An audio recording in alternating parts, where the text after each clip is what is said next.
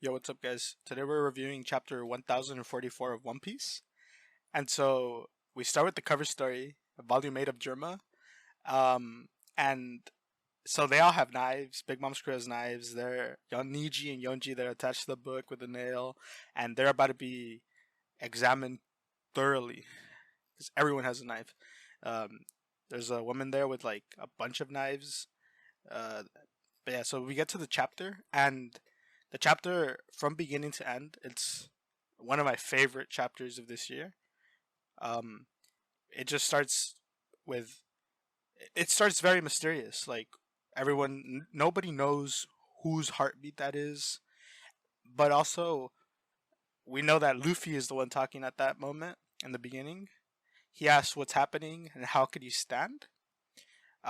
He knows that he lost to Kaido, and he was having no, he's having fun, and he starts laughing. And so Momo looks up at the sky. He hears the heartbeat. He looks a little scared when he's looking up to the top of the roof. He's also kind of surprised that Luffy is Joy Boy.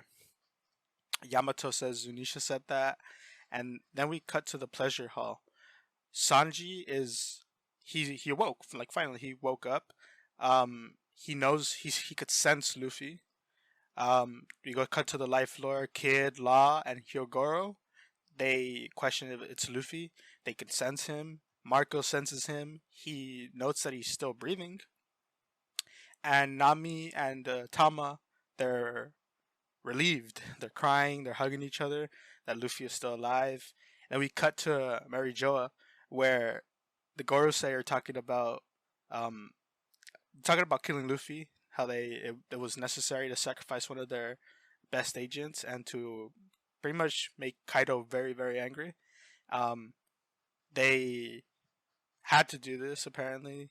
Then they say that the world government has always failed to acquire the Gomu Gomu no Mi, even after 800 years. And so this part is really important to the story because it gives us more info about fruits and how the fruits that fruit is evading them. It's as if it's evading them. And apparently all zone fruits they have a will of their own, and that this one carries the name of a god. And then it's revealed that the Gomu Gomu no Mi is actually the mythical zone human fruit, Maro Nika. And then we see a panel where Luffy he's jumping. We see the Nika silhouette. He's laughing. His heartbeat is put on display right there with the onomatopoeias. And it says that the user gains the properties of rubber in combat, and that they're limited only by their imagination, and they put smiles on people's faces, and that they're the embodiment of the warrior of liberation, Son God Nika, and that this awakening strengthens their rubbery body, and they have more freedom. And I guess it has to do with that uh, they're only limited by their imagination, and that it's the most ridiculous power in the world. Then we cut to Hiori. We cut to Hiori and Orochi. And Orochi's under a bunch of rubble. He has the nails in him. He can't do anything. He's stuck. He starts making excuses that Kaido was using him, that they can get away together. She doesn't believe him. She knows everything that happened with Odin, that he danced around the fake deal that they made, or fake to Orochi because he never planned to go by it. Um, we note that she she basically knows everything, that the entire nation was his hostage, that despite, even though like he had to make himself, Odin had to like show himself as a fool to the people of Wano, he still smiled because he had them. And then we see Hiori crying. She takes off her mask, she's crying. He shows her face. Orochi is pretty much scared, and that um he knows he's about to die. She's gonna kill him.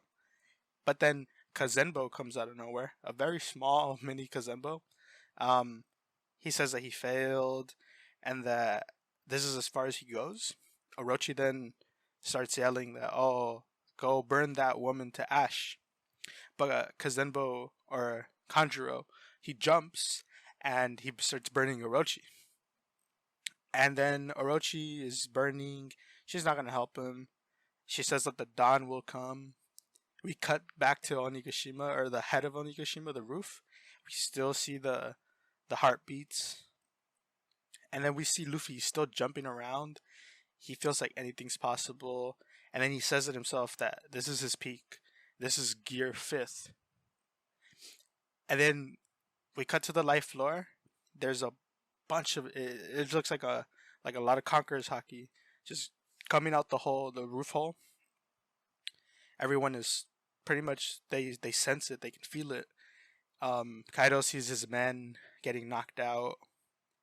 He looks at the roof, and then he can sense the Conqueror's hockey coming out, and then a fist or a hand just grabs Kaido, and he pulls him up to the top of Onigashima. Law, Kid, and Chopper here, they note that it's Luffy. We see a little panel of Luffy smiling, and this is where the chapter starts getting even better, because Kaido, his eyes are popping out. Like, Luffy is toying with this guy, and this is the Emperor, and he's just it's crazy. He's toying with him. He squishes his body by flexing his muscles, and he's laughing. He starts spinning Kaido around, and we could still see like it's pretty comedic because his eyes are like he's spinning them so fast. His eyes are the only things that are like being that are staying there like still to see. And then he starts slamming him like Hulk did to Loki in Avengers. Then he slams him super hard into the ground. His Kaido's eyes go white due to this. And then we see Luffy. He after he slammed him, he's just laughing. Kaido has like a bunch of like bumps on his head, kind of like when a cartoon character gets really hurt, and they just have like 30 bumps on their head or whatever. And then we see it's just for comedic effect. But then Kaido, he smiles at Luffy, and he tells him he's glad that he's alive. He's grateful that he's alive. And this I really like this part of the chapter because it shows like Kaido like really grew to respect this guy to the point where like you know they're fighting. Kaido really respects him. This is like the like I guess since Odin the only fight he like has had that like somebody can actually defeat him. He then throws a Boro breath at Luffy, and Luffy is still laughing at this point, and he notes like something. He says like and he gets back up, and then his eyes pop out because he sees the Boro breath coming at him, and he quickly pulls up the ground because of his awakening, turns the ground to rubber and pulls it up, and then he sends it back to Kaido. He gets buff for this, and he just sends it back to his Boro breath back to Kaido. It explodes on Kaido, and Luffy just keeps on smiling. And then we finally see that it's Gear 5th for sure. Kaido notes, like, sorry about that idiot from before. He didn't want to win like that. He's talking about the bowler hat CPO dude. And Luffy says, don't sweat it. Now let's finish this. And this chapter is, even as I'm doing the review right now, I'm still smiling. I don't just looking at this chapter all over again. It just makes me smile. Like I haven't been able to stop smiling.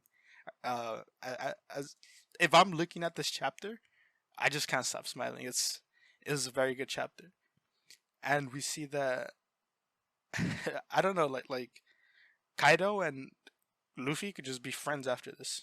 Obviously, I wouldn't want that to happen because Kaido's done a lot of very messed up stuff, but Luffy and Kaido gives him respect, kind of like or exactly like when Katakuri told Luffy that he didn't see him as lower than him anymore, and that he put respect on Luffy.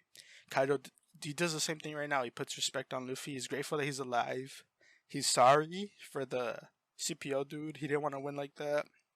And Luffy's response, he tells him not to sweat it, and that they're gonna finish this. It's just it's so good.